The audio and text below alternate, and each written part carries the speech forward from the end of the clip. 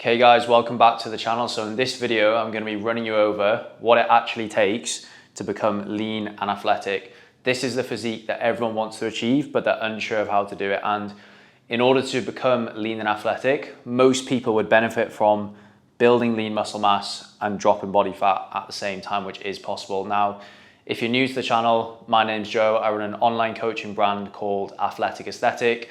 We work with professionals and we specialize in helping people build muscle and lose fat and optimize their routine. So the first step before we even get into training and nutrition to becoming lean and athletic, dropping body fat, building muscle, it comes down to mindset. Now, I really do think this underpins everything. I've coached hundreds of people, obviously trained myself for over 14 years. If you don't have a strong mindset and you've not got the right frame of mind when you're approaching your training and nutrition, you're really going to struggle to lean down, because this doesn't happen overnight. It's going to take months, potentially years of training. So you need to be very consistent over a long period of time. And the choices, well, you're going to need to make certain choices and make certain sacrifices along your training journey that will contribute to you becoming lean in the long term. Now, you know, if you're eating out 4 or 5 times a week, maybe we want to consider dropping that down a little bit and going out maybe between, 2 or 3 times instead. When you're out on those meals out and you're making those nutritional decisions, you're gonna need to think like someone who is already lean and athletic, who wants to get there, which comes on to the next thing in terms of identity. Even if you've got the higher body fat percentage at the moment, you know what you're working towards. And again, that will dictate your decisions when it comes to social events, going out and doing the steps when you don't want to do it, having a non-negotiable training routine, which we will get onto in a second. But I think honestly, the biggest thing with mindset, provided that you're in a good routine with your training, is being able to say no in certain situations. And as I say, if you are having those meals out, not ordering 3 courses all the time. It doesn't mean being restrictive with your nutrition. It just means making the right decisions and thinking like someone who really does want to lean down. I don't know anyone who's lean, and what I would class lean as is, between probably 10 to 13% body fat. None of these people make consistent per decisions with their nutrition. They've got a non-negotiable mindset when it comes to their training and their routine in general. So mindset is absolutely essential before we even get into anything else. So the next step is to set clear goals. Now, if you're wanting to become lean and athletic, then that is a physique, body composition focused goal. So you might have, as we were saying before, a certain body fat percentage that you want to hit. You might have a certain level of leanness that you know what that looks like that you want to achieve, and you might be wanting to build a certain amount of muscle as well. Do you have an event that you're working towards, whether that's a wedding, a holiday, or maybe literally just a date in your calendar? This definitely isn't essential, but I think sometimes, again, working with loads of clients, I think the ones that have events that they're working towards are probably a little bit more motivated. And I know it's cliche, like you can't always rely on motivation to help you achieve your goal, but it can be a useful tool. And from a coaching standpoint, it's really nice to have something in the calendar that we're aiming towards, and then we have a plan in place for once we've achieved that as well. In terms of setting your goals, they need to be challenging, but they also have to be realistic. Like if someone has 60 pounds of weight to lose, they're not going to lose that in 5 to 6 weeks. If someone wants to drop 15 pounds of body fat, they can achieve that in 8 weeks. That's going to be challenging, but it's also realistic. So you have to be realistic with what you're trying to achieve, and challenge is part of the process, and it's enjoyable when you're obviously working towards the challenge as well. So setting the goal is really important. If you don't have a goal and you don't roughly know where you're wanting to get to, you're not going to be able to build a plan to do that. It's not enough to just be like, yeah, I just want to lose weight. Like you need to have a reason why you're doing it, and you need to have a rough number that you're trying to hit if obviously you're trying to work towards a certain weight. So in terms of training, it's obviously going to be a hugely important part of leaning down and building muscle. You need to have a structure that's realistic for you to stick to year round within reason. So whenever we have someone come on board, they're usually very excited and they want to train every single day. For most people, that's totally unrealistic, especially if you're busy, you're traveling for work, holidays and things like that. In terms of the amount of training sessions that you do per week, it really is individual dependent, and we've got a separate video on that you should go and watch. But I would say for most people that are wanting to lean down and build muscle, you probably want to be training 4 to 5 times a week. So strength training, 3 to 4 strength training sessions per week would be absolutely perfect. If you were doing 3 days per week, probably something like an upper lower full body split. If you were training 4 days a week, potentially 2 upper, 2 lower. But again, the training split really is person dependent, and it depends on the muscle groups that they want to develop, what sort of gym they go into as well.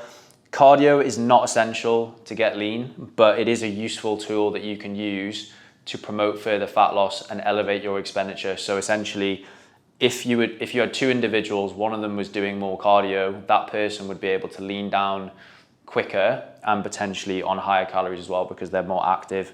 It goes without saying, within the training program, you need to focus on 100% compliance. So having a non-negotiable attitude towards your training and just never missing training sessions. Obviously, some weeks things are going to come up. If you miss, let's say, 1 or 2 workouts a month, it's really not going to make too much difference to your overall results. But I think trying to get into the habit of just never ever missing training, you're going to definitely get better results over a long period of time. And the clients that I've worked with who have that attitude, they always get a better result, because if you start missing training sessions, you're always going to find reasons why you can miss more of them. So I would focus on 100% compliance. I haven't missed a training session in like the last 5 years. And the training, it needs to be adaptable as well to your life, what you've got going on with your work. So if you are someone that travels once every 2 weeks for work, we've got various clients like that. The training program that you follow, it needs to be adaptable for potentially subpar gyms. So cheap commercial gyms where you can buy day passes, or hotel gyms where you maybe don't have as much access to as much weight or as good kit. And that's something that obviously we work with our clients within our program, is we'll adapt the training program for them so that if they are traveling, they can stay consistent and they can still create that intensity in the gym, even if they don't have access to weight or the usual bits of equipment. So training, you need to have a structure, you need to have a good balance of strength versus cardio. But the best way to think about it is the strength training is going to be responsible for changing your physique and the way you look. So you definitely want to be doing more strength training versus cardio if you're only training 4 or 5 days a week. You need to focus on basically never ever missing training sessions. And you also need to follow a plan that's adaptable for your schedule and your routine.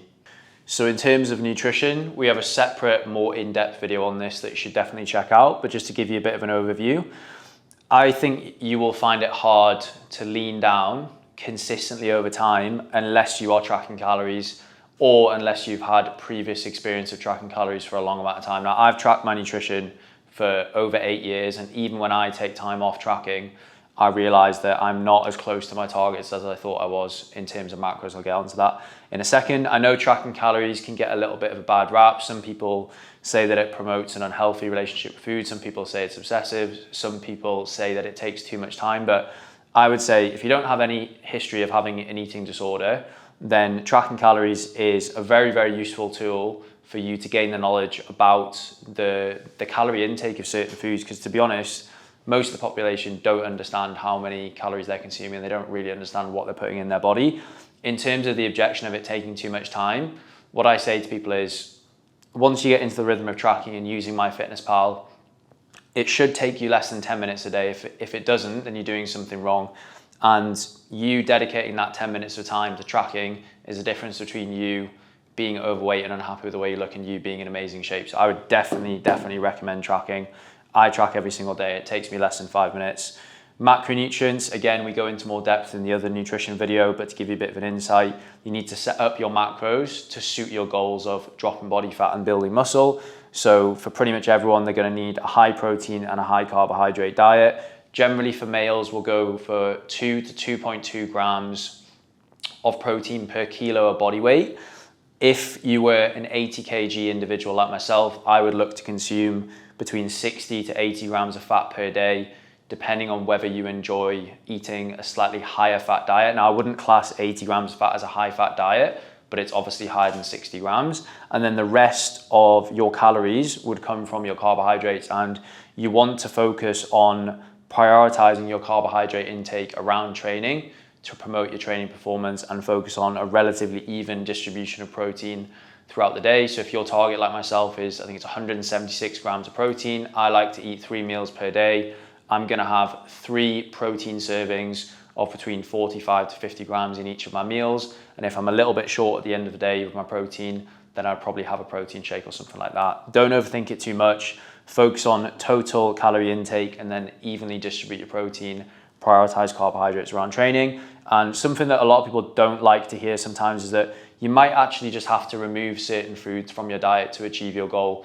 If you've been eating processed junk food 4 to 5 times per week, it's totally unrealistic to think that you can get under 13% body fat, continuing to do that. So it doesn't mean that you're removing them completely and forever, but maybe consider removing them for a period of time. Like I know of myself, if I have biscuits in my cupboard, they're going to get eaten. So I just don't buy them. I don't get them. And again, I think a lot of people say that that promotes an unhealthy relationship with food, but those are the people that aren't in very good shape. So yeah, that's nutrition. So the next part of your routine to become lean and athletic is going to come down to your expenditure. Now, if you control your nutritional intake, like I mentioned before, and you control your expenditure, you will then have the ability to either lose weight, maintain weight, or gain weight. So expenditure is going to be made up of your step count, your movement daily, and then any cardio that you're doing within your training program. Now, as I mentioned before, cardio is not essential to get lean, but it's going to allow you to burn more calories throughout the day. So in theory, you could lean down whilst consuming more calories. Same with the strength training, it needs to be consistent. There's no point doing 3 or 4 hours of cardio one week because you'll probably drop a fair bit of weight. And then if you don't do it the next week, body weight might plateau. So whatever you choose to do with cardio, try and keep it consistent, try and keep it relatively progressive in nature as well. If you start by doing 3 by 30 minutes of cardio one week, maybe in month 2, you could increase that to 3 by 40, for example. Steps, obviously that's your movement outside of your training day to day. And it goes without saying, the people that maintain a higher step count and are therefore less sedentary, I would say generally they probably maintain a leaner composition year round. So this is a really, really useful tool that you can use to promote fat loss. And the reason I'm a really big advocate of maintaining a high step count is because it's low intensity in nature, so it really will not affect your recovery and therefore your training performance, which means that you can still put loads of energy into your training to help you build muscle, actually build a really good physique. And because it's low intensity as well, it will basically not spike your appetite. If you start doing loads of high intensity interval training, loads of long runs and things like that, that is going to increase your appetite, which is going to make it harder for you to stick to your nutrition target. So a good place to start, I think, for most people, if let's say they were strength training 3 times a week, I think anyone who's got a fat loss goal should be doing minimum 8,000 steps a day, preferably 10,000. We've had clients that have done 12, 15,000 steps a day. But again, it really just depends how much time you have to dedicate to that. And cardio, you could start by just doing 60 minutes of cardio a week and then building that up over time. So expenditure is really, really important. And without visibility of that and without knowing what you're doing each week and tracking it, you're really just shooting in the dark. It's like someone not tracking calories. That's really, really important. And the final part to becoming lean and athletic and achieving the physique that you want is sleep and recovery. Now, probably should have put sleep at the start of the video because it really is the foundation of your health. If you're underslept and you're sleep deprived, you're going to find that your appetite, hormones, leptin and ghrelin are unregulated, and you'll probably find that you crave more junk food and sugary food more. Appetite essentially will be more variable throughout the day and throughout the week. So from a fat loss standpoint, it's going to make it harder for you to stick to the potentially lower calories that you're on. Sleep as well, obviously massively, it is the key determining factor of your overall recovery. So if you're underslept, your ability to recover from your training sessions will be less. So if you had an underslept individual across the course of months and years, that person would definitely build less lean muscle mass than someone who was sleeping enough. I would definitely recommend tracking your sleep just for accountability.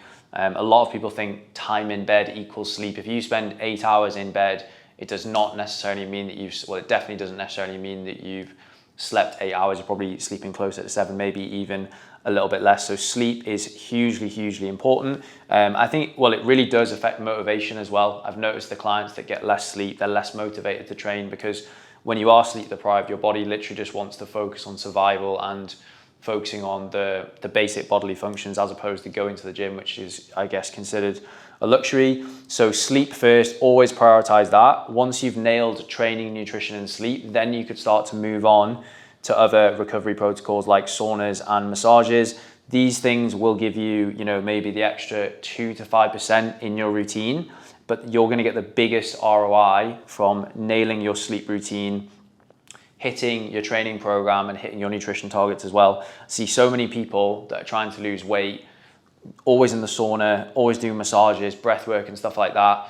If you've got any extra free time in your routine and you're trying to lose weight and you're not where you want to be, you should be allocating that towards your training, optimizing your nutrition and probably doing more steps. So sleep and recovery, especially important. This really is the foundation of health.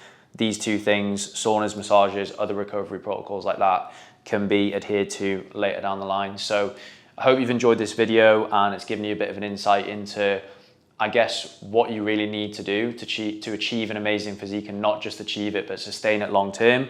If you'd be interested in finding out how we can help you and finding out more about our coaching program at Athletic Aesthetic, there will be an inquiry link in the bio of this video. You can apply through there and I'll be in touch to arrange a free consultation call.